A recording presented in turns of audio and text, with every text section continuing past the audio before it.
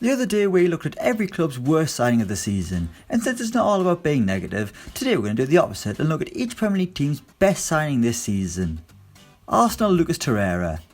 In what was a summer of change at Arsenal, the Gunners made some decent signings, but the best of the lot has to be Lucas Torreira. The Uruguayan is a pit bull in the middle of the park, adding a bit of bite that has long been missing at the Emirates. Sure, he's got a bit of an evil side, but that's probably a good thing for Arsenal, who've been considered pushovers in recent years. Bournemouth David Brooks. An easy decision here. David Brooks has shown his Premier League quality with ease after leaving Sheffield United. He'll come up against his former club next season in the top flight, and Brooks will be eager to show them firsthand how much he's developed in just a year. He's a brilliant footballer to watch and has added a bit extra class to the Cherries' attack. Brighton Bernardo. The Seagulls signed a lot of players this year, and not many of them had much of an impact, but the most consistent has to be Bernardo.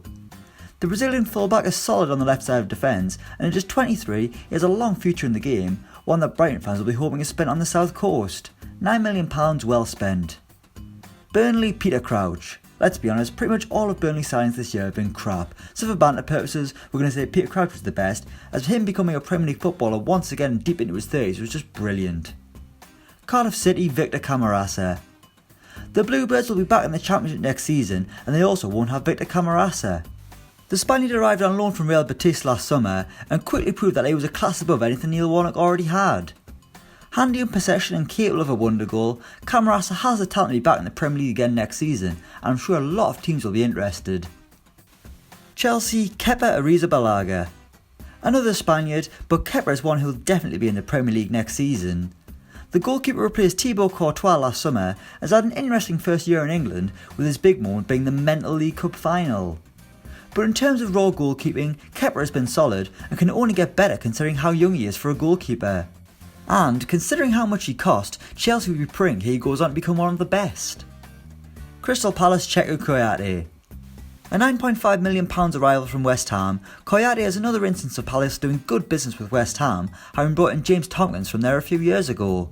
And like Tompkins, Kouyate has done well at Selhurst Park in his first season, a decent enough signing who had a bit more power to Roy Hodgson centre midfield alongside Luka Milivojevic. Everton Luca Dean. The French fullback has been a real hit at Goodison Park, and exactly what he wanted from a modern fullback. Dean's attacking exploits have been fantastic, while defensively he's sound enough. He solved a problem position for Everton, taking the place of the ageing Leighton Baines with absolute ease. Everton signings have been hit and miss in recent years, but Dean has been one of the best. Fulham Ryan Babel. Considering all the money they spent, who'd have thought that Ryan Babel would be their best signing? The former Liverpool winger is a man reborn in recent years, showing more maturity and leadership that was always lacking earlier in his career. He scored some great goals for Fulham, sadly it wasn't enough to keep them in the Premier League. Huddersfield Town Carlon Grant. Signed from Charlton in January, Grant was probably brought in with a view to next season in the Championship, but he's actually been a decent Premier League striker, certainly better than what the Terriers already had. His pace and movement has caused issues for the best of defenders, and he's helped himself to a few goals. Grant could be a candidate for top scorer next season in the Championship. Leicester City James Maddison. What a debut season it's been in the Premier League for James Maddison. His fee from Norwich certainly turned a few heads, but nobody's questioning it now. Maddison is the creative force at Leicester, capable of scoring and assisting, with a fair few wonder goals to his name already. Combine that with his expert free kicks, and Leicester have one hell of a player. Liverpool Alisson Becker. The Reds noted where they were weak last season and rectified it over the summer, replacing Loris Karius with Alisson Becker. It's like swapping Susan Boyle for a supermodel. Alisson has been coolness personified at Anfield, playing his role in a huge season for Liverpool that's seen their defence recognised as one of the best. Alisson has rarely let himself down, justifying the obscene price tag he cost from Roma. Manchester City Riyad Mahrez. Okay, so we said he was the worst the other day, but I suppose he's also their best signing too. The rest of the players City brought in were just kids, so it's hard to judge them. So we'll go for Mahrez, who in turn has had the odd good moment in Manchester, mainly at the start of the season, but his influence has since waned, which could result in him leaving the Etihad this summer. Manchester United Diogo Dalot. Probably the best of a bad lot, Diogo Dalot has got more and more minutes as the season has gone by, playing a variety of different positions along the way. But the question's got to be asked, why hasn't he played more?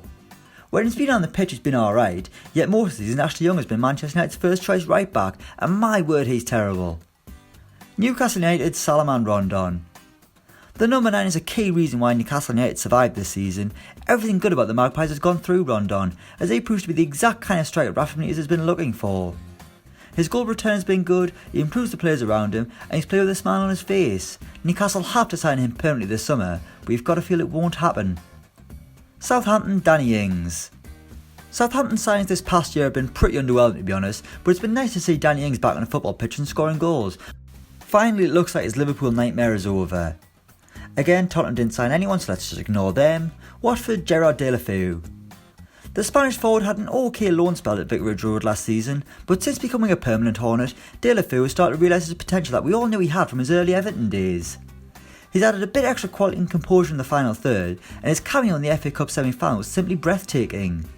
The big question is whether or not he can be as consistent next season as well. West Ham, Felipe Anderson. He became the club's most expensive signing ever last season, and my word was he worth it.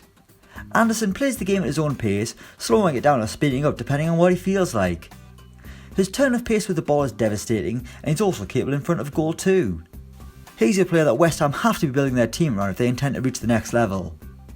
And finally Wolves, JOAO Moutinho. For just £5 million, Wolves made a real top class signing with JOAO Moutinho.